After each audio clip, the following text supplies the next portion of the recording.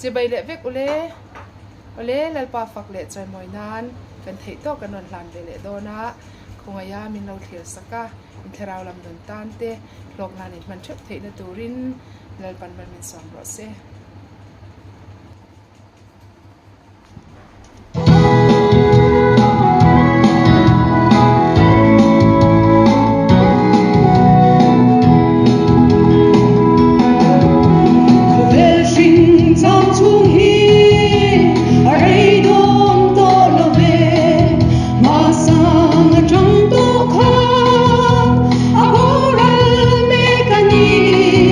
Oh, no,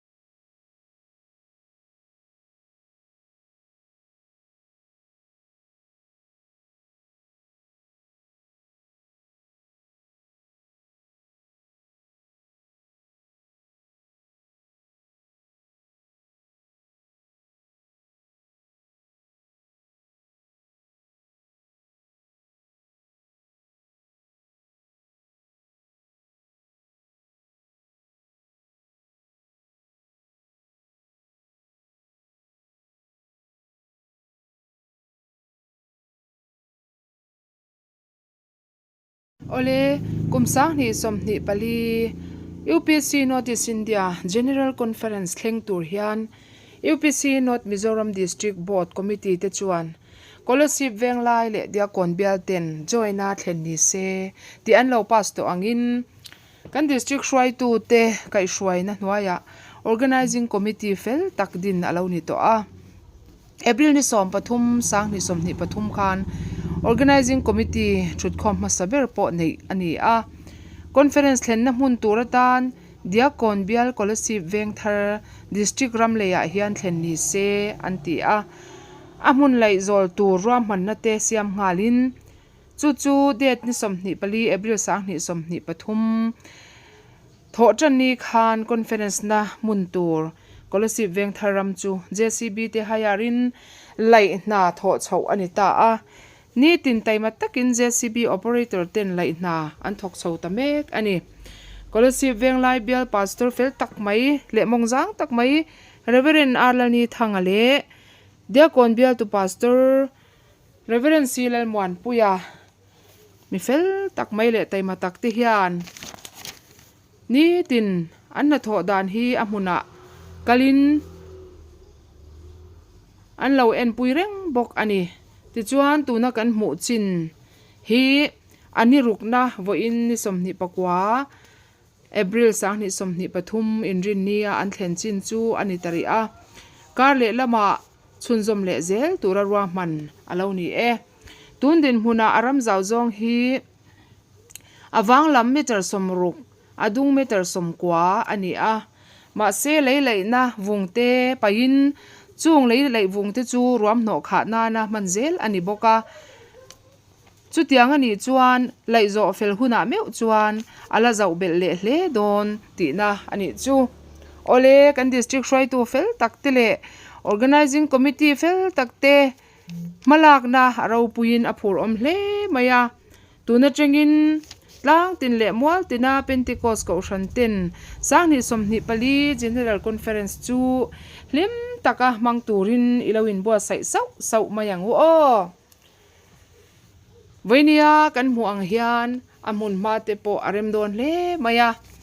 tuang takin na tho te pe ani theina turin le roman na te fel fai taka akal chhozel theinan te ahun le amun dik taka khom puilim om tak manani theinan kaushan hoten kan tong trai na a shereng bokilangin theito pin tong trai na a kan dil thin bok don ania e atop kharnan kumsang ni somni pali general conference organizing shwai tu te hi tu tenge an ni reng in ngai thang chairman a hian reverend arlani thanga scholarship venglai bial tu pastor vice chairman reverend silal mwan puya scholarship dia kon bial tu pastor organizing secretary atan evan zawre moi hlondo venglai bial treasurer atan upa neilaya dia kon bial chuan ex officio a hian kan district OB te an ni anga organizing committee member atan conference thleng tu tur bial ni te scholarship venglai bial te le scholarship dia kon bial ni a department head theu te an ni anga chuba ka chuan organizing committee a subcommittee andina a leader theu te kha an ni bok don ani conference lo tling tak le hlim om tak thleng tura anin bua saina a kongtin renga organizing committee te lalpan tho puin shwai zel sela du sakna sang ber kan hlane lalpan malsom ro se